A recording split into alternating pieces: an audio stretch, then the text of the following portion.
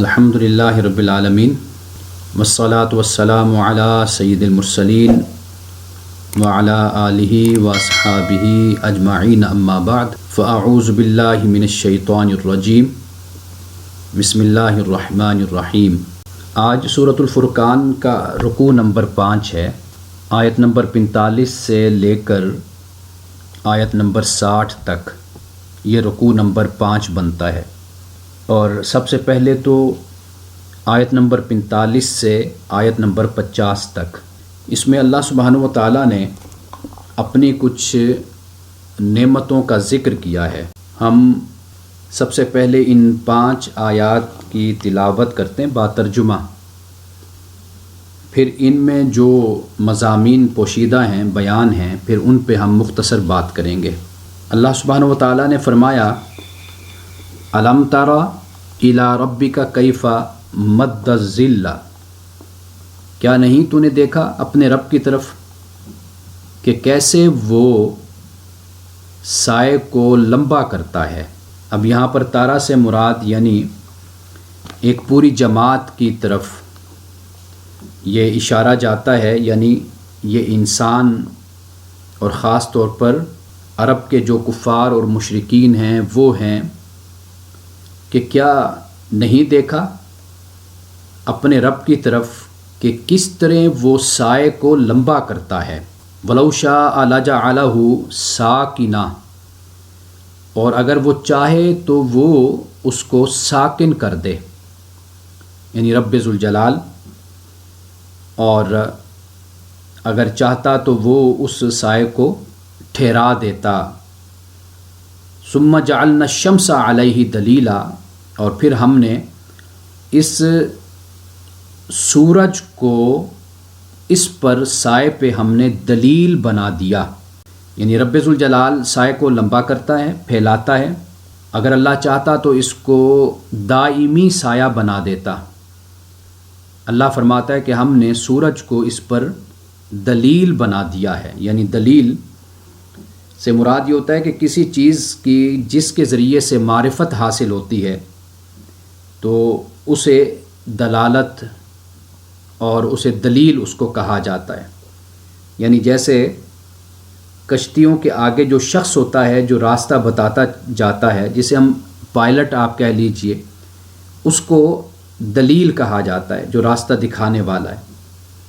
تو یہاں پہ اللہ سبحانہ و تعالیٰ نے یہ فرمایا کہ سورج سائے پر دلیل ہے، یعنی مراد یہ ہے کہ سایہ سورج کی اتباع کرتا ہے، سورج کے پیچھے پیچھے چلتا ہے، سورج کا عروج اور غروب اس کو فالو کرتا ہے سایہ۔ اب یہاں پہ اللہ سبحانہ و تعالیٰ نے سائے کی بات کیوں کی ہے؟ یہ بات ہے سمجھنے والی، اس لیے کہ جن لوگوں نے سبق حاصل کرنا ہوتا ہے یا جن لوگوں نے ایمان قبول کرنا ہوتا ہے، اللہ کی توحید پہ ایمان لانا ہوتا ہے، تو دل کو پھیرنے کے لیے تو صرف ایک چھوٹی سی بات ہی کافی ہو جاتی ہے۔ تو اللہ سبحانہ و تعالیٰ نے یہاں پر کفار کو اور انکار کرنے والوں کو اس بات کی طرف متوجہ کیا ہے کہ کیا یہ لوگ سائے کو نہیں دیکھتے؟ اگر اللہ چاہتا تو اس سائے کو ٹھہرا دیتا، لیکن ہوتا کیا ہے کہ جس طرح سورج چلتا رہتا ہے، اس کا عروج اور غروب ہوتا ہے، زوال ہوتا ہے، اسی طریقے سے سایہ بھی ساتھ ساتھ گھٹتا اور بڑھتا چلا جاتا ہے۔ یعنی جس نے ایمان لانا ہو تو اس کے لیے تو ایک سائے کی مثال ہی کافی ہے، یہ علامت ہی خدا کی ذات کے لیے کافی ہے۔ قرآن پاک میں اللہ سبحانہ و تعالیٰ مکھی کی مثال دیتا ہے، مچھر کی مثال دیتا ہے۔ اب یہ جو مکھی اور مچھر کی مثال ہے، اب قرآن کہتا ہے کہ جو لوگ کافر ہیں وہ تو کہیں گے کہ بھئی اس سے کیا مراد ہے، یہ کیوں اللہ تعالیٰ نے مثال دے دی، وہ تو استہزاء کریں گے، مذاق کریں گے۔ لیکن جو ایمان والے ہیں وہ کہتے ہیں کہ یہ حق ہے ان کے رب کی طرف سے۔ تو اللہ سبحانہ و تعالیٰ نے یہاں پر اگر سائے کا ذکر کیا ہے تو دیکھنے میں تو بڑی معمولی چیز ہے، ہم سارا دن سایہ دیکھتے ہیں اور گزر جاتے ہیں، دیوار کا سایہ ہے، درخت کا سایہ ہے، اور اسی طرح جیسے جیسے سورج بڑھتا چلا جاتا ہے کہیں پر سایہ اور کہیں پر دھوپ آتی چلی جاتی ہے، یہ سب کچھ ہم دیکھتے ہیں۔ لیکن اللہ سبحانہ و تعالیٰ نے کہا کہ یہ اسی بات کو ہی دیکھ لو اور اسی پر ہی تم ایمان لے آؤ، یہ بھی تمہارے ایمان کا ایک ذریعہ اور ایک دلیل بن سکتی ہے۔ ثم قبضناہ الینا قبضا یسیرا، اور پھر اللہ سبحانہ و تعالیٰ نے فرمایا کہ جیسے جیسے سورج اٹھتا چلا جاتا ہے تو ہم اس کے سائے کو آہستہ آہستہ اپنی طرف سمیٹتے چلے جاتے ہیں۔ اب کفار و مشرکین کو اس میں یہ بھی تعلیم ہے کہ انسانی زندگی، وہ قوم ہو، وہ قوموں کا عروج ہو، ترقی ہو، وہ اسی طرح عروج سے زوال کی طرف بڑھتے ہیں، اور خاص طور پر کہ جب اسلام آ گیا، دین آ گیا، جب رسول اللہ صلی اللہ علیہ وسلم ہدایت لے کر آ گئے، تو پھر اس کے بعد اب تمہارا زوال بالکل نمایاں اور طے ہو گیا اور فیصلہ کن ہو گیا کہ تم نے زوال پذیر ہونا ہے۔ یہ آیت نمبر ہے 46۔ اب اس سے آگے فرمایا وَهُوَ الَّذِي جَعَلَ لَكُمُ اللَّيْلَ لِبَاسًا وَالنَّوْمَ سُبَاتًا وَجَعَلَ النَّهَارَ نُشُورًا، اور وہی خدا ہے کہ جس نے تمہارے لیے رات کو لباس بنا دیا، پردہ بنا دیا، وَالنَّوْمَ سُبَاتًا، اور نیند کو آرام کا ذریعہ بنا دیا، وَجَعَلَ النَّهَارَ نُشُورًا، اور اللہ نے دن کو اٹھ کھڑے ہونے کا وقت بنا دیا، یعنی دن کو انسان جاگتا ہے، محنت مزدوری کرتا ہے، کام کرتا ہے، تو اللہ سبحانہ و تعالیٰ نے اس طرح اللہ نے یہ نظام مقرر کر دیا، اور اسی میں ہی انسان کی بھلائی ہے، یعنی انسان کی صحت اور مادی ترقی دنیا میں اسی طرح ہی ہے کہ انسان رات کو آرام کرے اور دن میں انسان تگ و دو کرے، محنت کرے اور معاشی سرگرمیوں کو آگے بڑھائے۔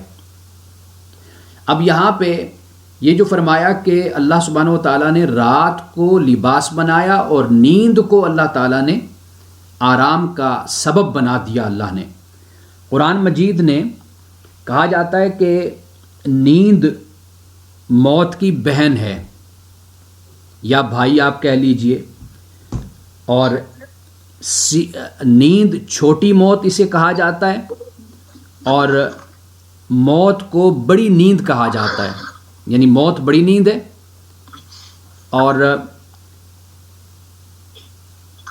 نیند چھوٹی موت ہے۔ قرآن مجید نے اس کو بیان کیا ہے،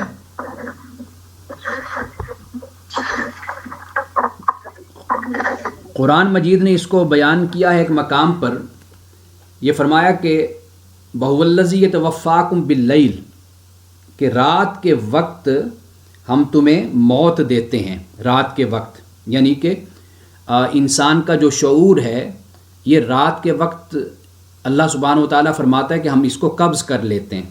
انسان سوتا ہے تو پھر شعور میں نہیں ہوتا، تو رات کے وقت یہ شعور لے لیا جاتا ہے، اور وَيَعْلَمُ مَا جَرَحْتُمْ بِالنَّهَارِ، اور جو تم دن میں کرتے ہو خدا تعالیٰ فرماتا ہے میں اسے جانتا ہوں۔ ثُمَّ يَبْعَثُكُمْ فِيهِ لِيُقْضَىٰ أَجَلٌ مُّسَمًّى، پھر وہ تمہیں اٹھائے گا، اور اسی یعنی اللہ سبحانہ و تعالیٰ رات انسان گزارتا ہے اور انسان کے شعور کو قبض کر لیتا ہے، پھر اللہ سبحانہ و تعالیٰ انسان کو اٹھاتا ہے، اور یہ جو اٹھانا ہے لِيُقْضَىٰ أَجَلٌ مُّسَمًّى، لِيُقْضَىٰ أَجَلٌ مُّسَمًّى، کہ اس ایک مدت تک جو فیصلہ اللہ سبحانہ و تعالیٰ فرماتا ہے، اس فیصلے کے مطابق ایک حد تک انسان کو زندگی دیتا ہے، اس کا وقت مقرر ہوتا ہے۔ ثم الیہ مرجعکم، پھر اس کی طرف تمہارا لوٹنا ہے۔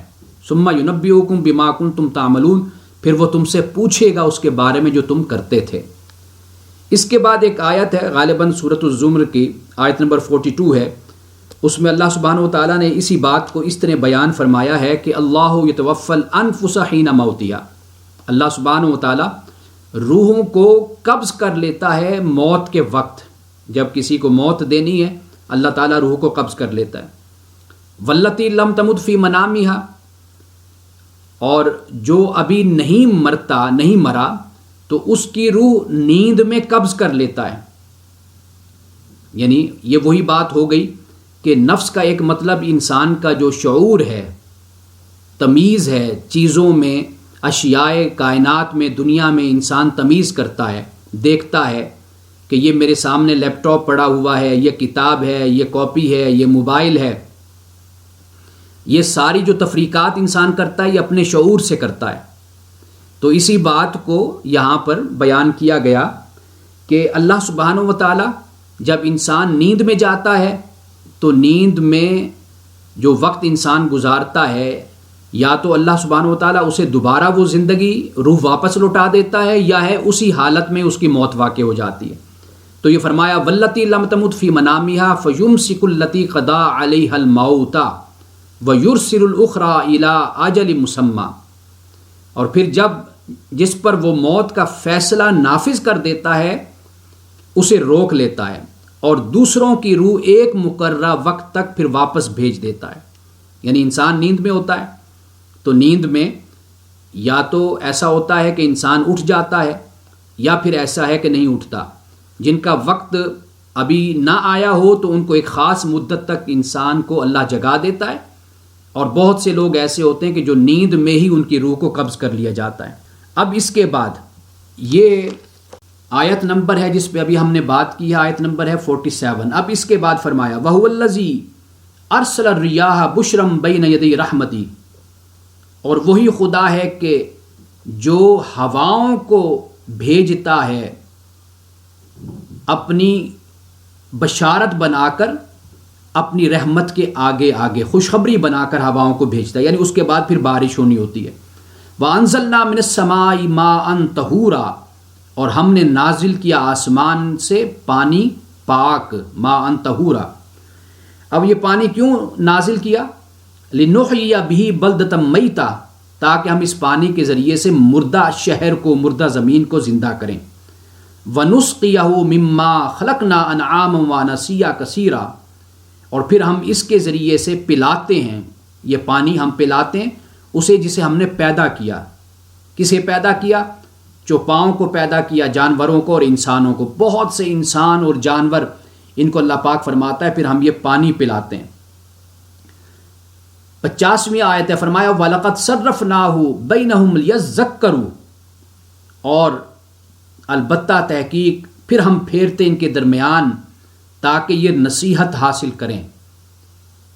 فَأَبَى أَكْثَرُ النَّاسِ إِلَّا كُفُورًا، لیکن لوگوں میں سے اکثریت نے انکار کر دیا، یعنی سوائے انکار کے کچھ بھی انہوں نے قبول نہیں کیا، بس انکار ہی کر دیا۔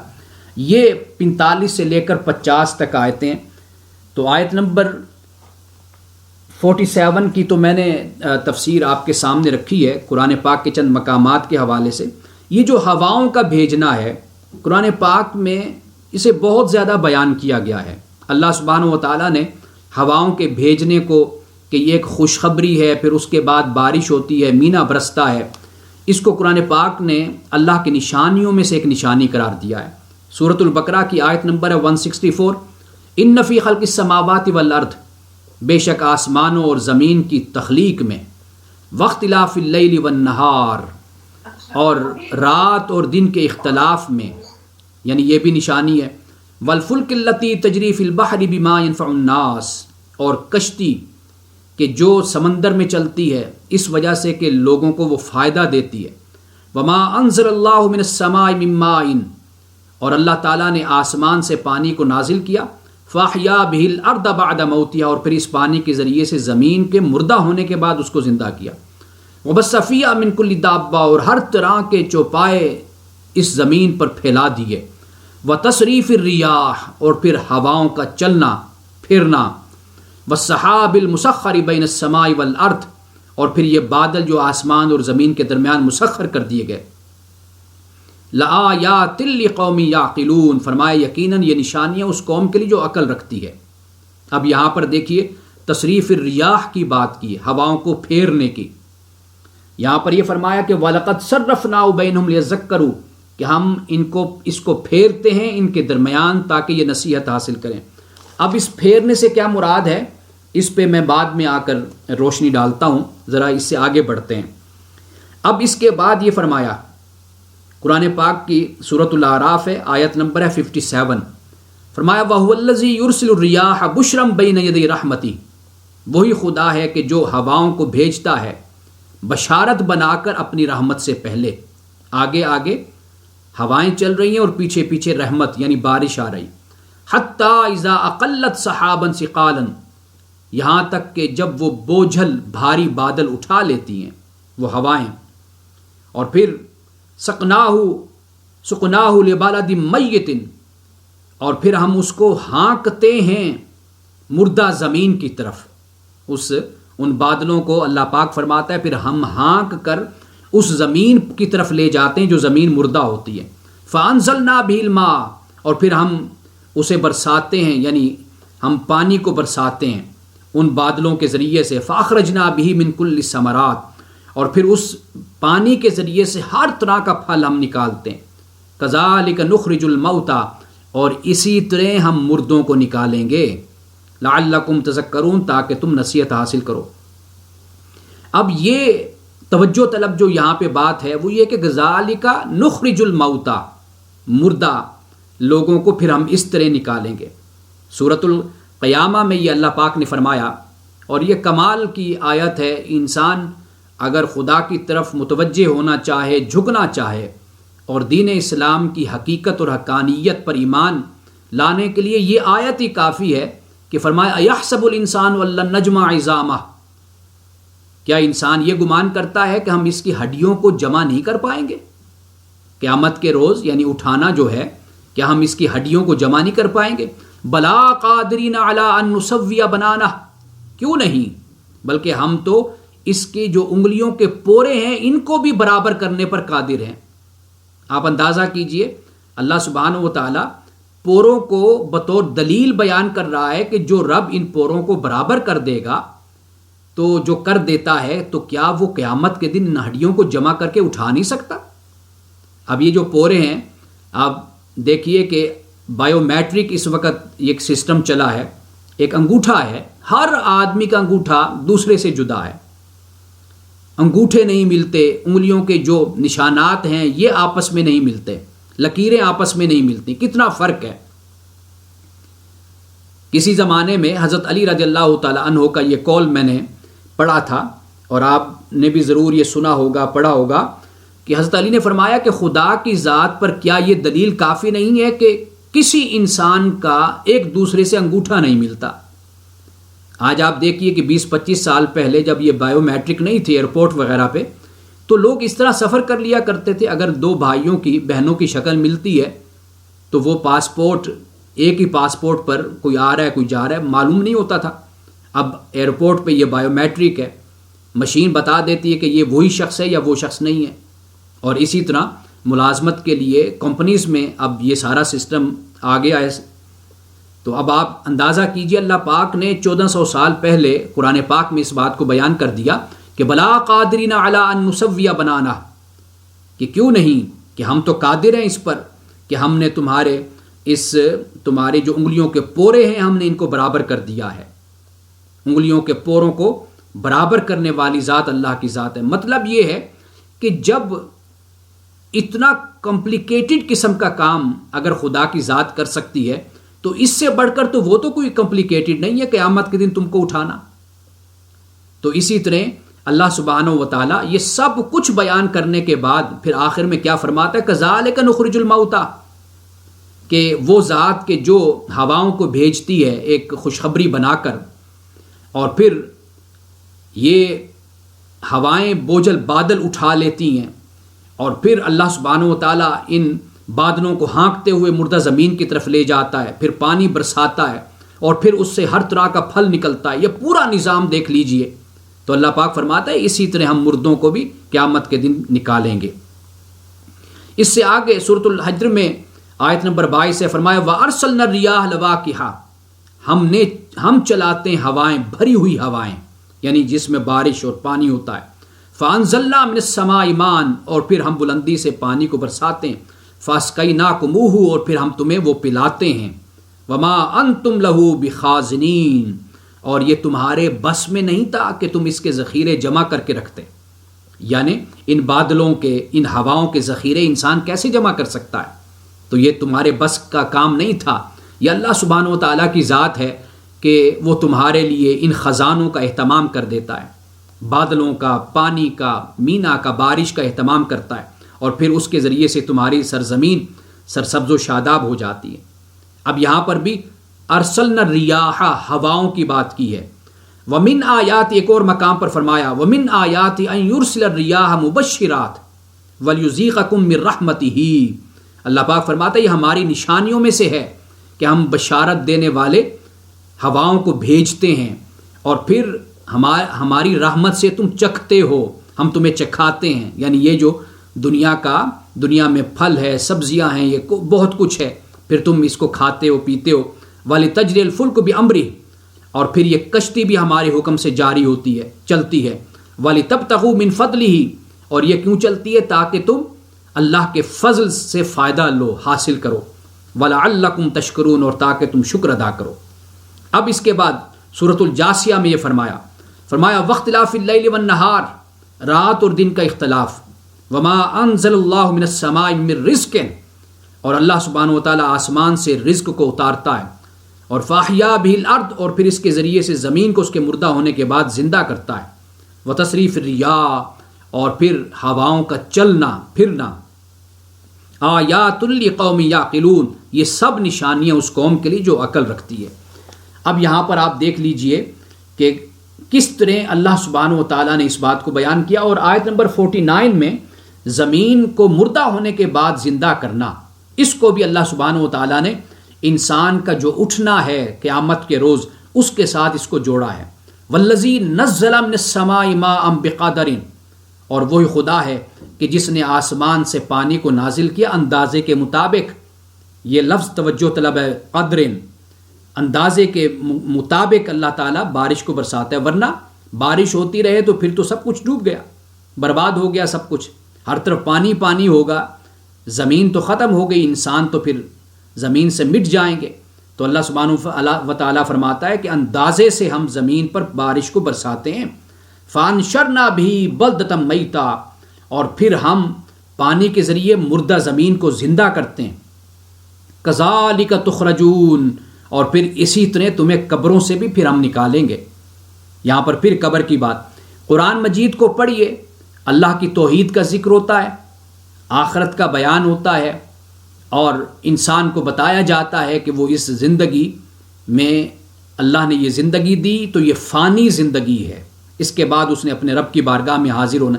یہ 3-4 موضوعات ہیں جو قرآن پاک میں بار بار یاد دہانی کے لیے بتائے جاتے ہیں۔ اللہ سبحانہ و تعالیٰ نے اپنے رسول صلی اللہ علیہ وسلم پہ انہی باتوں کو نازل کیا تاکہ انسان سبق حاصل کرے۔ اب اس سے آگے سورۃ کاف میں دیکھیے فرمایا وَنَزَّلْنَا مِنَ السَّمَاءِ مَاءً مُبَارَكًا، کہ ہم نے نازل کیا آسمان سے مائع مبارک، بابرکت پانی۔ فَأَنبَتْنَا بِهِ، پھر ہم نے اس کے ذریعے سے اگائے جنات، باغات، وَحَبَّ الْحَصِيدِ، کاٹی جانے والی فصلیں، وَالنَّخْلَ بَاسِقَاتٍ، لمبے کھجور کے درخت، طَلْعٌ نَضِيدٌ، طیبت خوشے، رزقًا لِلْعِبَادِ، یہ سب کچھ یہ رزق ہے ہمارے بندوں کے لیے۔ وَأَحْيَيْنَا بِهِ بَلْدَةً مَيْتًا، اور پھر اسی پانی کے ذریعے سے ہم مردہ شہر کو، زمین کو ہم زندہ کرتے ہیں۔ کذالک الخروج، اسی طرح تمہیں بھی پھر اٹھایا جائے گا، تمہارا بھی خروج ہوگا۔ یہ سورۃ کاف کی آیت نمبر ہے 11۔ اب دیکھیے کہ اللہ سبحانہ و تعالیٰ اپنے اس ساری نعمتوں کو بیان کرنے کے بعد متوجہ انسان کو اس بات کی طرف کرتا ہے کہ ایک دن تم نے اللہ کی بارگاہ میں آنا ہے اور تم نے جواب دینا ہے۔ اب یہ جو صرفناہ یہ فرمایا ہے، صرفناہ، یہ ذرا سمجھ لیجئے کہ صرفنا یعنی تصریف سے مراد کیا ہے۔ یہاں جو یہ فرمایا کہ وَلَقَدْ صَرَّفْنَاهُ بَيْنَهُمْ، کہ ہم پھر اس کو پھیرتے ہیں ان کے درمیان تاکہ وہ نصیحت حاصل کریں۔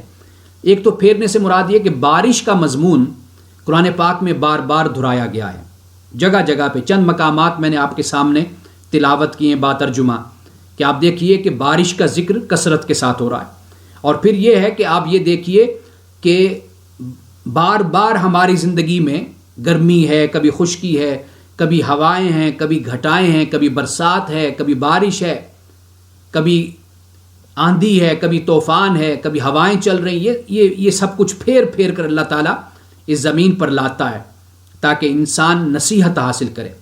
اور پھر اس صرفناہ کا ایک تیسرا مطلب بھی ہے، اور وہ یہ ہے کہ اللہ سبحانہ و تعالیٰ اس کو پھیرتا ہے کسی زمین پر کسی وقت بارش ہو رہی ہوتی ہے، کسی زمین پر کسی وقت بارش ہو رہی ہوتی ہے۔ اس وقت ہم یہاں بیٹھے ہیں، بارش نہیں ہے، دھوپ نکلی ہوئی ہے، لیکن کوئی زمین ایسی بھی ہوگی جہاں پر اس وقت بارش ہو رہی ہوگی، ہوائیں چل رہی ہوں گی۔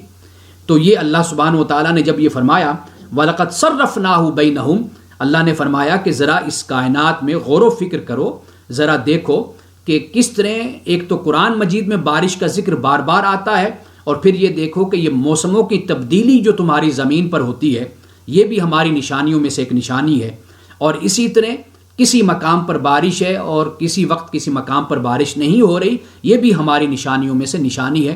اب لیذکروا، تاکہ وہ نصیحت حاصل کرے۔ اللہ سبحانہ و تعالی ہمیں متوجہ کرتا ہے کہ ہم یہ اس کائنات کے نظام کو سمجھیں اور دیکھیں، اور اس کے ذریعے سے ہم نصیحت حاصل کریں۔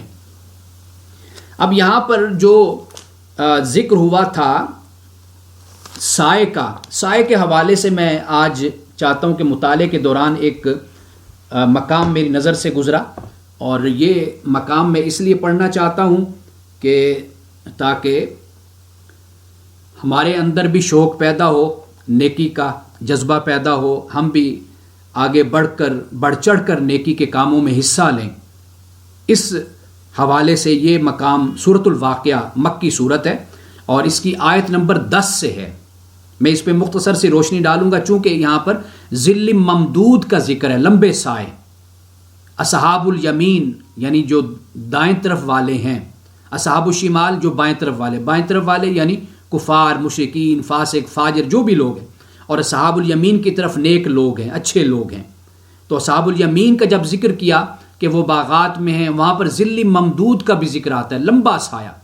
تو یہ میرے مطالعے سے آیت گزری تو میں نے کہا یہ مقام ہے کہ معلوم نہیں کہ ہم یہاں تک کب پہنچیں گے سورۃ الواقعہ میں، یہ 27ویں پارے میں ہے، تو چلیں میں یہ مقام آج آپ کو میں سنا دوں۔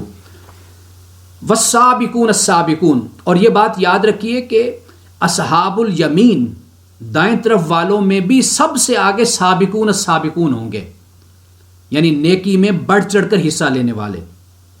یوں سمجھ لیجئے کہ ایک طرف تو دائیں طرف تو ہوں گے اصحاب الیمین نیکی کرنے والے، بائیں طرف ہوں گے اصحاب الشمال یعنی برائیاں کرنے والے، اور ان دونوں سے آگے یعنی اصحاب الیمین نیکی کرنے والوں سے بھی آگے جو ہوں گے وہ لوگ ہوں گے جو نیکی میں سبقت کرنے والے ہوں گے۔ رسول اللہ صلی اللہ علیہ وسلم نے اسی بات کو بیان کیا۔ حضرت عائشہ صدیقہ رضی اللہ تعالی عنہا اسے روایت کرتی ہیں، اور مسند امام احمد میں یہ حدیث نقل ہے کہ حضرت عائشہ فرماتی ہیں کہ رسول اللہ صلی اللہ علیہ وسلم نے فرمایا کہ تمہیں معلوم ہے کہ سب سے پہلے آگے دوڑ کر جو اللہ کے سائے میں لوگ پہنچیں گے وہ کون ہوں گے؟ حضرت عائشہ نے عرض کیا یا رسول اللہ وہ کون لوگ ہوں گے؟ تو آپ نے فرمایا وہ لوگ کہ جب ان کے سامنے اللہ کے دین کو پیش کیا گیا دوڑ کر انہوں نے اللہ کے دین کو قبول کر لیا، اور جب انہیں نیکی کی طرف بلایا گیا، جب ان سے مانگا گیا، تقاضا کیا گیا، مطالبہ کیا گیا، جب انہیں کہا گیا تو انہوں نے اس وقت بھی بڑھ کر اپنا حصہ شامل کیا۔ اور یہ وہ لوگ ہوں گے کہ یہ لوگوں کے معاملے کو اسی طرح ہی نگرانی کرتے اور خیال کرتے تھے جس طرح یہ اپنے ذاتی معاملات کا خیال کرتے تھے، یعنی اپنی ذات کے لیے جو ایک انسان اپنا فائدہ سوچتا ہے یہ اسی طرح انسانیت کا فائدہ سوچا کرتے تھے۔ رسول اللہ نے 3 باتیں بیان کر دی، ایک بار پھر بیان کر دیتا ہوں۔ فرمایا کہ جب حق ان کے سامنے رکھا گیا انہوں نے دوڑ کر حق کو قبول کر لیا، اور جب انہیں کہا گیا کہ تم اللہ کی راہ میں خرچ کرو، دین کے لیے، انسانیت کے لیے خرچ کرو، یا ان سے تقاضا کیا گیا، مانگا گیا، تو یہ دوڑ کر انہوں نے خرچ کیا، بڑھ چڑھ کر حصہ لیا۔ اور تیسری بات یہ فرمائی کہ یہ لوگوں کے ساتھ ایسا ہی معاملہ کرتے تھے جیسے یہ اپنی ذات کا معاملہ سمجھتے تھے۔ اب یہ ہیں سابقون السابقون، رسول اللہ نے اس کی وضاحت فرمائی۔ اب یہ قرآن کو ہم پڑھتے ہیں، آپ دیکھیے کہ اللہ پاک کیا فرماتا ہے، والسابقون السابقون، آگے بڑھنے والے، سب سے آگے ہی ہوں گے آگے بڑھنے والے۔ اولئک المقربون، یہ مقرب ہیں اصحاب الیمین میں، یعنی یہ وہ لوگ ہیں جو مقرب ہیں، سب سے آگے ہیں، فی جنات النعیم، یہ نعمتوں والے باغ میں ہیں۔ سلۃ من الاولین، ایک بڑی جماعت پہلوں میں سے ہوگی، وقلیل من الاخرین، اور پچھلے والوں میں سے تھوڑے لوگ ہوں گے۔ یعنی سابقون السابقون میں صحابہ کی جماعت ہے، وہ لوگ کہ جو شروع کے دور کے زمانے کے لوگ ہیں، جو بڑھ چڑھ کر حصہ لینے والے ہیں. اس وقت ان کی اکثریت تھی، زیادہ لوگ تھے، نیکی کے کاموں میں بڑھ چڑھ کر حصہ لیتے تھے، رغبت رکھتے تھے. لیکن آخری لوگوں میں یہ لوگ کم ہو جائیں گے. یعنی اب ہمارا زمانہ ہے، اب آپ دیکھ لیجئے کہ نیکی کے کاموں میں بڑھ چڑھ کر حصہ لینے والے کتنے لوگ ہوتے ہیں، اور شروع میں کس جذبے کے ساتھ شامل ہوتے ہیں، اور پھر آپ دیکھیے کہ آہستہ آہستہ پھر پیچھے ہوتے چلے جاتے ہیں. تو یہاں پر اسی بات کو بیان کیا، علی سرر موضونہ، اور یہ تختوں پر ہوں گے، وہ تخت کے جو جڑاؤ والے ہوں گے، متکئین علیہا متقابلین، اور تکیہ لگائے ہوئے ہوں گے آمنے سامنے، یطوف علیہم ولدان مخلدون، اور پھر ان کے آس پاس لڑکے پھر رہے ہوں گے. ولدان یعنی جو ویٹر ہوتے ہیں، وہ ہمیشہ رہنے والے، ایک ہی حالت میں وہ ہوں گے، ان پر بڑھاپا طاری نہیں ہوگا. باکواب، اور پھر کپ ہوں گے، پیالے، و باریک، اور لوٹے، وکاس من معین، اور خالص پینے کا پیالہ لیے ہوئے ان کے ہاتھوں میں ہوں گے، وہ ان کی خدمت کر رہے ہوں گے. لا یصدعون عنہا ولا ینزفون، اور جب وہ یہ پیئیں گے اس سے نہ ان کے درد سر ہوگی اور نہ ہی ان کی عقل میں فطور ہوگا. یعنی دنیا کا جو مشروب ہوتا ہے، اگر انسان پیتا ہے تو اس سے کیا ہوتا ہے، سر میں درد شروع ہو گیا یا پھر انسان کی عقل میں فطور آ گیا. لیکن یہ شرابن طہورا ہوگی، یہ مشروب طہور ہوگا، پاک ہوگا. وفاکہۃ مما یتخیرون، اور میوے ہوں گے جسے وہ پسند کریں گے. ولحم طیر مما یشتہون، اور پرندوں کا گوشت ہوگا جس کی انہیں خواہش ہوگی. وحور عین، خوبصورت حوریں ہوں گی. کامثال اللؤلؤ المکنون، اور یہ حور عین ایسے ہوں گے کہ جیسے محفوظ رکھے ہوئے موتی ہوتے ہیں. جزاء بما کانوا یعملون، یہ بدلہ ہے اس کا جو وہ عمل کرتے تھے. لا یسمعون فیہا لغوا ولا تأثیما، اور وہ ان جنتوں میں نہ تو لغو بات سنیں گے اور نہ کوئی گناہ کی بات سنیں گے. الا قیلا سلاما سلاما، مگر ایک ہی بات، سلامتی سلامتی کی بات ہوگی. یہ دیکھیں، یہ ہیں سابقون السابقون. اب بات ہو رہی ہے اصحاب الیمین کی. واصحاب الیمین، برکت والے، یعنی دائیں طرف والے. ما اصحاب الیمین، یہ کیسے برکت والے ہیں کہ فی صدر مخدود، کہ یہ بیریوں میں ہیں جن کے کانٹے نہیں، یعنی درخت ہوں گے ہرے بھرے، کانٹے نہیں ہوں گے. وطلح ممدود، کیلے ہوں گے تہ بتہ والے. وظل ممدود، لمبے سائے ہوں گے. وماء مسکوب، اور بلندی سے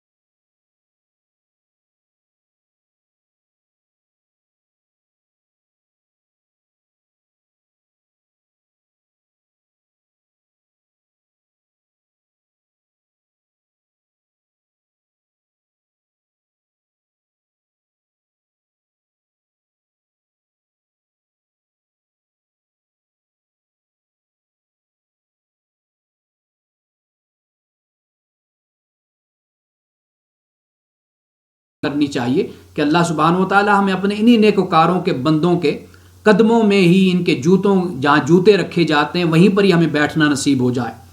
یہ اللہ سبحانہ و تعالی نے جنتیوں کے بھی ان دو گروہوں کو بیان کیا. گویا کہ یہ رغبت ہے ہمارے لیے کہ سابقون السابقون کے لیے اگر ہم چاہتے ہیں کہ ان لوگوں میں شامل ہوں تو پھر بڑھ چڑھ کر ہمیں نیکی کے کاموں میں حصہ لینا چاہیے. یہ نہیں دیکھنا چاہیے کہ لوگ کیا سمجھتے ہیں، کیا خیال کرتے ہیں، لوگوں کی طرف سے کیا جواب آتا ہے، لوگ کیا رسپانس دیتے ہیں. لوگوں نے تو انبیاء علیہ السلام کو بھی کوئی سیدھا رسپانس نہیں دیا تھا. ہم تو پھر بھی کسی کہتے ہیں کہ کھیت کی مولی نہیں ہے، ہماری کیا حیثیت. لیکن اگر ہم اللہ سبحانہ و تعالیٰ سے اجر چاہتے ہیں تو پھر اپنی ان کوششوں کو ہم جاری اور ساری رکھیں۔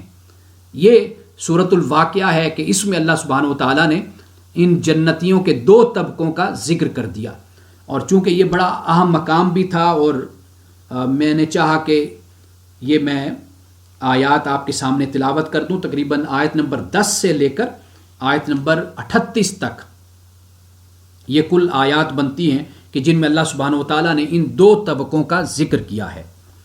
اب اس کے بعد ہم آگے دیکھتے ہیں آیت نمبر 51 سے 52 تک۔ اب ان میں یعنی یہ ایک ہی آیت بنتی ہے، 2 آیتیں 51 اور 52، رسول اللہ صلی اللہ علیہ وسلم کی رسالت کا بیان، اور یہ بھی بتا دیا کہ قیامت تک اب آپ ہی نذیر ہیں۔ اچھا، پھر 52 آیت بہت اہم ہے کہ اللہ پاک رسول اللہ صلی اللہ علیہ وسلم کے ذریعے سے مومنین کو، مسلمین کو، سب کو اس بات کی تلقین فرماتا ہے کہ قرآن کے ذریعے سے جہاد کرو۔ اب یہ 2 آیات ہم باترجمہ پڑھتے ہیں۔ اللہ پاک نے فرمایا وَلَوْ شِئْنَا لَبَعَثْنَا فِي كُلِّ قَرْيَةٍ نَذِيرًا، اور اگر ہم چاہتے تو ہم ہر بستی میں ایک ڈرانے والا بھیجتے، ہر بستی میں ایک ڈرانے والا بھیجتے۔ یعنی اب اس سے یہ بات سمجھ آ گئی کہ رسول اللہ صلی اللہ علیہ وسلم کی رسالت اب قیامت تک کے لیے ہے اور ساری زمین کے لیے۔ یہ اللہ تعالیٰ کا اختیار ہے کہ وہ ہر زمین، ہر بستی میں، ہر شہر میں پیغمبر بھیج دیتا، لیکن نہیں، اس نے ساری دنیا کے لیے اور قیامت تک کے لیے رسول اللہ صلی اللہ علیہ وسلم کو نذیر بنا کر بھیج دیا۔ فَلَا تُطِعِ الْكَافِرِينَ فَلَا تُطِعِ الْكَافِرِينَ، پس کافروں کی بات نہیں ماننی، ان کی اطاعت نہیں کرنی۔ وَجَاهِدْهُمْ بِهِ جِهَادًا كَبِيرًا، اور ان سے جہاد کرنا ہے قرآن مجید کے ذریعے سے بڑا جہاد، یعنی قرآن کے ذریعے سے اگر امت جہاد کرے تو یہ سب سے بڑا جہاد ہے۔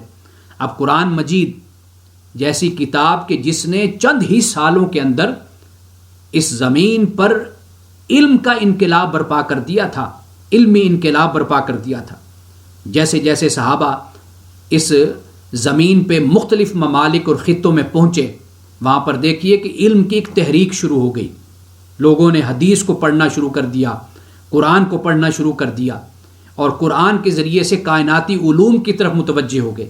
ابھی آپ دیکھیے کہ ہم نے رات اور دن کے بارے میں پڑھا، ہم نے ہواؤں کے بارے میں پڑھا، ہم نے آسمانوں اور زمین کے حوالے سے پڑھا، ہم نے اس کے علاوہ کشتیوں کے حوالے سے ہم نے پڑھا، کیا کچھ اس ساری کائنات کے بارے میں اللہ نے اپنی نعمتوں کا، پانی کا، بارش کا، بادلوں کا ذکر کیا۔ اب یہ سارے خزانے ہیں جن کو قرآن بیان کرتا ہے۔ جب یہ سب کچھ انسان پڑھتا ہے تو خود بخود انسان کی دلچسپی کائنات میں بڑھتی ہے، ارض و سما میں بڑھتی ہے، پھر انسان ڈھونڈتا ہے ان خزانوں کو جو اللہ نے اس کائنات میں رکھے ہیں۔ تو اسی لیے اللہ پاک نے فرمایا کہ اس قرآن کے ذریعے سے تم جہاد کرو، ان کی جہالت کا مقابلہ قرآن کے ذریعے سے کرو۔ یہ علم کی کتاب ہے، اور اسی علم کی کتاب ہی کے ذریعے سے دنیا میں ایک علمی انقلاب برپا ہوا تھا۔ تو آج امت کو بھی اسی علمی انقلاب کو برپا کرنے کی ضرورت ہے۔ اگر یہ علمی انقلاب برپا ہو جائے نا، تو جو ہمارے رہنما، مسلم رہنما جو غلبہ کا خواب دیکھتے ہیں، اسلام کے غلبہ کا، وہ غلبہ قریب ہو جائے وہ وقت، اگر ہم علم کی طرف متوجہ ہو جائیں، اللہ کے کلام اور کتاب کی طرف متوجہ ہو جائیں۔ اس لیے کہ قرآن پاک در حقیقت مخزن ہے خزانوں کا، مرکز ہے، محور ہے۔ جس طرح رسول اللہ صلی اللہ علیہ وسلم کے بعد امت نے قرآن کے ذریعے سے اس دنیا میں علم کو پھیلایا تھا، اگر یہی کام آج امت کرنا شروع کر دے تو زمین پر اسی قرآن ہی کے ذریعے سے علم عام ہوگا۔ لیکن بدقسمتی یہ ہے کہ وہی امت کہ جسے اللہ تعالیٰ نے قرآن جیسی کتاب عطا کی، آج وہی جہالت اور تاریکی میں ڈوبی ہوئی ہے، توہمات میں ڈوبی ہوئی ہے، اور اس پر مزید بات کرنے کی ضرورت نہیں ہے، اس سے ہم سب آگاہ ہیں۔ اب اس کے بعد آئیے آیت نمبر 51 سے 52 تک، یہ 2 مقامات ہیں، ان کی میں نے تلاوت کر دی کہ فَلَا تُطِعِ الْكَافِرِينَ وَجَاهِدْهُمْ بِهِ جِهَادًا كَبِيرًا، کافروں کی پیروی نہیں کرنی، اطاعت نہیں کرنی، اور ان سے جہاد کرنا ہے بڑا جہاد قرآن مجید کے ذریعے سے۔ یہ مسلمانوں کو یہ حکم دیا گیا اور یہ تلقین کی گئی کہ اس قرآن کے ذریعے سے جہاد کرو۔ ایک حدیث پاک وہ کوٹ کی جاتی ہے کہ رسول اللہ صلی اللہ علیہ وسلم جب آپ جہاد سے یعنی جنگ سے جب آپ واپس آئے تو آپ نے یہ فرمایا کہ اب ہم جہاد اصغر سے جہاد اکبر کی طرف آ گئے ہیں۔ یہ جو نفس کا جہاد ہے اس کو بھی ایک حدیث کے مطابق رسول اللہ نے جہاد اکبر قرار دیا، بڑا جہاد۔ یہ اس پر بھی توجہ کرنے کی ہمیں ضرورت ہے۔ اپنے نفس کا مقابلہ کرنا یہ بھی بہت بڑا جہاد ہوتا ہے، اور دنیا کی برائی اور برے لوگوں کے ساتھ لڑنے سے پہلے سب سے بڑی لڑائی انسان کو، ایک مسلمان کو اپنی ذات سے کرنی چاہیے، اپنی ذات کا مقابلہ کرنا چاہیے۔ آپ دیکھیے سانحہ سیال کوٹ ہوا، وہاں پر کس طرح ایک سری لنکن شخص کو اس کو قتل کر دیا گیا، اور کس طرح بہیمانہ طریقے سے اس کی لاش کو پھر آگ لگا دی گئی۔ یعنی یہ وہ مقام ہے کہ جہاں پر نفس سے جہاد کرنے والے لوگ اس طرح کی حرکات نہیں کیا کرتے۔ اپنے نفس سے جہاد کرنے والے لوگوں میں تواضع ہوتا ہے، عجز و انکساری ہوتی ہے، اب جھکاؤ ہوتا ہے، خشوع خضوع ہوتا ہے، وہ اس طرح کے ظالم نہیں ہوتے۔ یہ اصل وجہ کیا ہے؟ یہ وہی وجہ ہے کہ ہم نے اپنے نفس کے ساتھ جہاد نہیں کیا۔ سیدنا علی المرتضیٰ رضی اللہ تعالیٰ عنہ کی کتنی خوبصورت وہ بات ہے کہ جب آپ کسی کافر کے سینے پر بیٹھے اس کو قتل کرنے کے لیے، اس نے آپ پہ تھوک دیا، آپ اٹھ کر کھڑے ہو گئے۔ اس نے کہا کہ یہی تو موقع تھا کہ آپ مجھے قتل کر دیتے، آپ نے مجھے قتل کرنے کے بجائے آپ نے مجھے چھوڑ دیا۔ آپ نے فرمایا کہ جب میں تیرے سینے پر بیٹھا تھا قتل کرنے کے لیے تو میں تجھے صرف اللہ کا دشمن خیال کر کے قتل کرتا، لیکن جب تو نے مجھ پر تھوکا، تمہاری اس بے ادبی کی وجہ سے، تمہارے اس رویے کی وجہ سے میرا غصہ بھی بیچ میں شامل ہو گیا، میرا بدلہ اور انتقام بھی شامل ہو گیا۔ میں اس لیے اٹھ کر کھڑا ہو گیا کہ اللہ سبحانہ و تعالیٰ کہ دشمن کی دشمنی میں کبھی اپنی دشمنی کو شامل نہیں کرنا چاہتا، اپنے انتقام کو بیچ میں نہیں لانا چاہتا۔ یہ مسلمان کا کردار ہے اور یہ کردار ہونا چاہیے۔ تو قرآن پاک نے قرآن سے جہاد کرنے کو جہاد اکبر قرار دیا۔ رسول اللہ صلی اللہ علیہ وسلم کے ایک حدیث کے مطابق اپنے نفس سے جہاد کرنا یہ جہاد اکبر ہے، اور دشمن سے لڑنا، کافر سے، مشرک سے، وہ جہاد اصغر رسول اللہ نے فرمایا۔ اس میں بڑی حکمت کی بات ہے کہ جب ہم اپنے نفس سے جہاد کریں گے تو پھر اس کے بعد وہ جو دوسرا جہاد ہے وہ جہاد دوسرے درجے پر چلا جائے گا، اور پھر اس جہاد میں دشمن کو شکست دینا، کافر کو شکست دینا، وہ ہمارے لیے اس لیے آسان ہوگا کہ ہم اپنے نفس سے جہاد کر چکے ہوں گے۔ لیکن جا کر دوسرے سے جہاد کرنا اور لڑائی کرنا شروع کر دینا اور اپنے نفس سے جہاد نہ کرنا، اس سے زمین پر فساد برپا ہوتا ہے، اس سے خیر پیدا نہیں ہوتی۔ اب اس کے بعد دیکھیے 52 کے بعد 53 آیت، وَهُوَ الَّذِي مَرَجَ الْبَحْرَيْنِ هَذَا عَذْبٌ فُرَاتٌ، اور وہی خدا ہے کہ جس نے مرج کیا بحرین کو، دو دریاؤں کو، هَذَا عَذْبٌ فُرَاتٌ وَهَذَا مِلْحٌ أُجَاجٌ، یہ میٹھا مزیدار ہے اور وہ کھاری اور کڑوا ہے، تلخ ہے۔ اب آپ دیکھیے میں سوچ رہا تھا کہ یہ جو مرج لفظ ہے، مرج البحرین، انگلش میں مرج اس کو ہم کہتے ہیں، تو مرج کا مطلب ہوتا ہے ضم ہونا، ملنا، ملانا، مل جانا۔ اب عربی کے بارے میں کہا جاتا ہے کہ یہ ام الالسنہ ہے، زبانوں کی ماں ہے، مدر آف لینگویجز ہے۔ تو یہاں پر آپ دیکھیے کہ عربی میں مرج کا لفظ مرج البحرین ماراجا کا بولا جاتا ہے، اور انگلش میں اس کو مرج کر دیا گیا، ضم کر دینا، مل جانا۔ تو یہاں فرمایا کہ وَجَعَلَ بَيْنَهُمَا بَرْزَخًا وَحِجْرًا مَحْجُورًا، اور ان دونوں کے درمیان ایک پردہ بھی ہے اور ایک حائل ہوئی روک بنا دی ہے۔ اب تو اس پر بڑا کچھ لکھا گیا ہے اس حوالے سے، آپ ویڈیوز بھی دیکھ سکتے ہیں کہ ایک طرف پانی کا کوئی اور رنگ ہے، دوسری طرف پانی کا کوئی اور رنگ ہے، ایک طرف پانی میٹھا ہے اور ساتھ ہی دوسری طرف کھارا پانی چل رہا ہے۔ قرآن پاک میں ایک دو مقامات پر اس بات کو بیان کیا گیا ہے۔ سورت نمبر ہے 35 اور آیت نمبر ہے 12، یہاں پہ یہ فرمایا وما یستوی البحران، کہ دو دریا برابر نہیں ہیں، ھذا عذب فرات، یہ شیریں پیاس بجھانے والا ہے، سائغن شراب اور اس کا پینا آسان ہے، اور دوسری طرف کیا ہے، وہذا ملح اجاج کھارا تلخ ہے، اور پھر انہی دریاؤں سے ومن کل تاکلون لحما طریا، اور انہی میں سے تم کھاتے ہو تازہ گوشت، وتستخرجون حلیۃ، اور تم پھر نکالتے ہو زیور، تلبسونہا، تم پھر ان زیوروں کو پہنتے ہو، وتری الفلک فی مواخرہ، اور پھر تم دیکھتے ہو اس میں کشتی پانی کو چیرتے ہوئے چلتی ہے، لتبتغوا من فضلہ، تاکہ تم اللہ کا فضل تلاش کرو، ولعلکم تشکرون، تاکہ تم شکر ادا کرو۔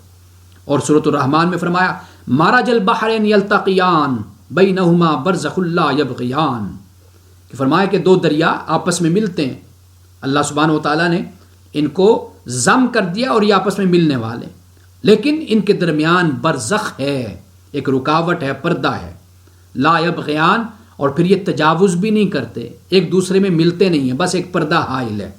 اب یہ جو برزخ ہے قرآن پاک میں 2-3 مقامات پر یہ لفظ بھی آیا ہے، اور یہ فرمایا کہ حتی اذا جاء احدهم الموت، یہاں تک کہ جب ان میں سے کسی کو موت آتی ہے نا، یہ نافرمانوں کی بات کی، قال رب ارجعون، پھر یہ کہتا ہے کہ اے مولا، یہ سورۃ المومنون میں فرمایا کہ اے میرے رب مجھے واپس بھیج دے، لعلی اعمل صالحا فیما ترکت کلا، کہ ممکن ہے کہ میں اچھے کام کروں جو میں چھوڑ آیا۔ اللہ پاک فرمائے گا ہرگز نہیں، انہا کلمۃ ہوا قائلها، یہ بس کہنے والے کی بات ہے، باقی اس کی بات پر عمل کوئی نہیں ہونا۔ وَمِن وَرَائِهِمْ بَرْزَخٌ إِلَىٰ يَوْمِ يُبْعَثُونَ، اور پھر اس کے بعد، اس کی زندگی کے بعد جو موت ہے، اس زندگی اور موت اور حشر کے درمیان ہم نے ایک برزخ کو قائم کر دیا، إِلَىٰ يَوْمِ يُبْعَثُونَ، جس دن یہ اٹھائے جائیں گے، اس دن اور اس زندگی کے درمیان ہم نے ایک برزخ کو قائم کر دیا، پردہ ہم نے ڈال دیا۔ اب یہ آیت نمبر 53 ہے، اور 54 میں اللہ سبحانہ و تعالیٰ نے انسانی رشتوں کا ذکر کیا ہے۔ دیکھیے یہ کتنے خوبصورت انداز میں بیان فرمایا وَهُوَ الَّذِي خَلَقَ مِنَ الْمَاءِ بَشَرًا، اور وہی خدا ہے کہ جس نے پانی سے بشر کو پیدا کیا، فَجَعَلَهُ نَسَبًا وَصِهْرًا، اور پھر اسے نسب اور سسرال میں بنایا، سسرال والا بنا دیا۔ نسب بھی ہے یعنی خون کا رشتہ بھی ہے، اور سسرالی رشتہ بھی ہے۔ وَكَانَ رَبُّكَ قَدِيرًا، اور تیرا رب قدرت والا ہے۔ اب یہ جو فرمایا نا صہرا، یعنی انسان کی رشتہ داری 2 طریقوں سے ہی ہوتی ہے نا، یا تو خون سے ہے یا پھر شادی سے، نکاح سے ہوتی ہے رشتہ داری۔ اب یعنی بیٹے بہو بیا کے لاتے اور بیٹیاں کسی کی بہو بن کر جاتی ہیں، یہ اللہ سبحانہ و تعالیٰ نے پھر اسی سے خاندان وجود میں آتے ہیں، ان خاندانوں سے پھر تمدن وجود میں آتا ہے، ملک وجود میں آتا ہے، اور تہذیب اور ثقافت اور کلچر وجود میں آتا ہے۔ یہ اللہ سبحانہ و تعالیٰ نے یہ ایک نظام انسانوں کے اندر قائم کر دیا ہے۔ اب اس کے بعد آیت نمبر 55 سے لے کر 60 تک، 55 سے لے کر 60 تک ہم اپنی بات کو انشاءاللہ تعالیٰ یہاں پہ مکمل کریں گے۔ فرمایا اب اس میں کیا مضامین ہیں یہ ذرا سن لیجئے۔ ایک تو غیر اللہ کی عبادت کی ممانعت، فرمایا رسول اللہ صلی اللہ علیہ وسلم کو بحیثیت مبشر اور نذیر بنا کر بھیجا، اس کا ذکر ہے۔ رسول اللہ صلی اللہ علیہ وسلم کے اخلاص کو بیان کیا گیا، آپ کو یہ تعلیم فرمائی کہ توکل، اللہ پہ توکل کیجئے، بھروسہ اللہ پہ کیجئے، اور زمین و آسمان کی تخلیق یہ فرمایا کہ اللہ نے کی، اور پھر عرش پر اللہ کا غلبہ ہے، غالب ہے اللہ، اور پھر یہ فرمایا کہ یہ لوگ اللہ کے سامنے جھکتے نہیں ہیں، جب انہیں کہا جائے کہ خدا کے سامنے جھکو تو ان کی نفرت میں اضافہ ہوتا ہے۔ یہ 55 سے لے کر 60 تک یہ فرمایا۔ اب ترجمہ ہم پڑھتے ہیں۔ فرمایا وَيَعْبُدُونَ مِن دُونِ اللَّهِ، یہ اللہ کو چھوڑ کر عبادت کرتے ہیں۔ کس کی عبادت کرتے ہیں؟ مَا لَا يَنفَعُهُمْ وَلَا يَضُرُّهُمْ، جو نہ ان کو فائدہ دیتا ہے اور نہ ان کو نقصان، نہ فائدہ نہ نقصان، یہ اس کی پوجا کرتے ہیں۔ وَكَانَ الْكَافِرُ عَلَىٰ رَبِّهِ ظَهِيرًا، اور یہ کافر تو اپنے رب کے خلاف دوسروں کا مددگار بنتا ہے۔ وَمَا أَرْسَلْنَاكَ إِلَّا مُبَشِّرًا وَنَذِيرًا، اور ہم نے آپ کو نہیں بھیجا مگر خوشخبری دینے والا اور ڈرانے والا بنا کر۔ قُلْ مَا أَسْأَلُكُمْ عَلَيْهِ مِنْ أَجْرٍ، کہہ دیجئے کہ میں تم سے اس پر کوئی اجر کا سوال نہیں کرتا، الا من شاء ان یتخذ الی ربی سبیلا، سوائے اس کے کہ جو چاہے وہ اپنے رب کی طرف رستہ اختیار کر لے، جو چاہے، یعنی انسان کو اختیار ہے۔ میرا کام کیا ہے؟ وہ یہ ہے کہ میں تمہیں بتا دوں حق اور باطل کیا ہے، گمراہی اور ہدایت کا راستہ کیا ہے، میرا یہ کام ہے تم کو بتانا، اس کے علاوہ میں تم سے کسی اجر کا سوال نہیں کرتا۔ وَتَوَكَّلْ عَلَى الْحَيِّ الَّذِي لَا يَمُوتُ وَسَبِّحْ بِحَمْدِهِ، اور خدا پر، اللہ پر آپ بھروسہ کیجئے، وہ خدا کہ جو زندہ ہے، جسے موت نہیں آنی، وَسَبِّحْ بِحَمْدِهِ، اور اس کی حمد کے ساتھ تسبیح کیجئے، وَكَفَى بِهِ بِذُنُوبِ عِبَادِهِ خَبِيرًا، اور وہ اپنے بندوں کے جو گناہ ہیں ان سے باخبر رہنے کو اللہ کافی ہے، اپنے بندوں کے گناہوں سے، نافرمانیوں سے اللہ سبحانہ وتعالیٰ واقف ہے۔ الذی خلق السماوات والارض، اللہ وہ ہے کہ جس نے آسمان اور زمین کو پیدا کیا، وما بینہما فی ستۃ ایام، اور جو ان کے درمیان ہے 6 دنوں میں اللہ سبحانہ وتعالیٰ نے تخلیق کیا۔ اب یہ جو 6 دن ہے یہ متشابہات میں سے ہیں، محکمات میں سے نہیں ہیں، کہ اس سے مراد واقعی دن ہے، اس سے مراد مرحلے ہیں، اس سے مراد واقعی اسی طرح کے دن ہیں جس طرح دنیا میں یا اللہ سبحانہ وتعالیٰ کے علم میں ہے۔ ثم استوى علی العرش، اور پھر وہ عرش پر استوا ہوا۔ اب اس سے مراد یہ ہے کہ اللہ سبحانہ وتعالیٰ کی حکمرانی، اللہ سبحانہ وتعالیٰ کی حکومت، یہ قیامت تک اور ہمیشہ کے لیے اللہ کی یہ حکومت قائم ہے۔ ایسا نہیں ہے کہ اس نے یہ سب کچھ تخلیق کیا اور چھوڑ دیا، نہیں، بلکہ اس نے اس ساری کائنات کے نظام کو اپنے دست قدرت میں رکھا ہے۔ الرحمن فاسأل به خبیرا، کہا کہ اس سے سوال کرو، اس رحمان سے کہ جو خبردار ہے، اس سے مانگو اور اس سے التجا کرو، اس کے سامنے گریوزاری کرو، اس سے مانگو، یہ بتوں سے نہیں مانگنا، ان کی پرستش نہیں کرنی۔ وَإِذَا قِيلَ لَهُمُ اسْجُدُوا لِلرَّحْمَٰنِ، اور جب انہیں کہا جاتا ہے کہ رحمان کو سجدہ کرو، قالوا وما الرحمن، تو کہتے ہیں رحمان کیا ہے؟ یہ کیا ہے جی رحمان؟ انسجد لما تأمرنا وزادهم نفورا، کیا ہم سجدہ کریں اسے جس کا تو ہمیں حکم دیتا ہے؟ رسول اللہ صلی اللہ علیہ وسلم سے یہ کہتے ہیں کہ آپ جس بات کا ہمیں حکم دیتے ہیں کہ ہم اس کو سجدہ کریں۔ وزادهم نفورا، اور یہ حکم اور یہ کہنا ان کی نفرت میں اضافہ کرتا ہے، ان کی نفرت کو بڑھاتا ہے۔ یہاں پر یہ رکوع نمبر 5 مکمل ہوتا ہے، اور جب یہ آیت پڑھیے، مسنون طریقہ یہ ہے کہ بزرگ یہ فرماتے ہیں کہ جب آپ یہ آیت سنتے ہیں، پڑھتے ہیں، تو پھر آپ یہ بولیے کہ زادنا اللہ خضوعا ما زاد لأعداء نفورا، اللہ سے یہ دعا کیجئے کہ اللہ ہمارے خضوع کو تو اتنا بڑھا دے کہ جتنا دشمنوں کا نفور بڑھتا ہے، دشمنوں کی جتنی نفرت بڑھتی ہے، مولا اتنا زیادہ ہمارے دلوں میں، ہمارے اندر، ہماری شخصیت میں خضوع کو پیدا کر دے۔ اور خضوع کا مطلب کیا ہے؟ یعنی انسان ظاہری طور پر تواضع اختیار کر لے، عجز و انکساری اختیار کر لے۔ جیسے نماز میں انسان خضوع کے ساتھ کھڑا ہوتا ہے، انسان کی ساری زندگی اسی طرح ہو جائے کہ انسان ہر وقت ایسے لگے کہ خدا کی بارگاہ میں جھکا ہوا ہے، عجز و انکساری اور تواضع کا پیکر بن جائے۔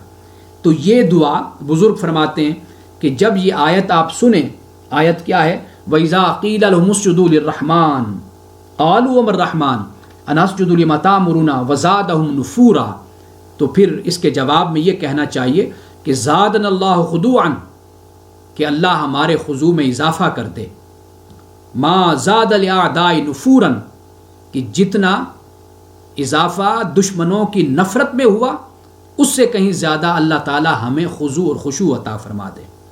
تو یہاں پر رکوع نمبر 5 مکمل ہوا انشاءاللہ تعالی۔ سورۃ الفرقان کا آخری رکوع ہے رکوع نمبر 6، اور یہ بہت ہی اہم رکوع ہے۔ اس میں اللہ سبحانہ وتعالیٰ نے رحمان کے بندوں کی، اپنے بندوں کی نشانیوں کا ذکر کیا ہے، اور وہ نشانیاں انشاءاللہ تعالی آئندہ درس قرآن میں ہم پڑھیں گے۔ اور پھر سورۃ الفرقان کے بعد ہم سورۃ الشعراء کا ہم آغاز کریں گے۔ بارک اللہ لنا ولکم فی القرآن العظیم ونفعنا وإیاکم بالآیات والذکر الحکیم۔ صدق اللہ العظیم۔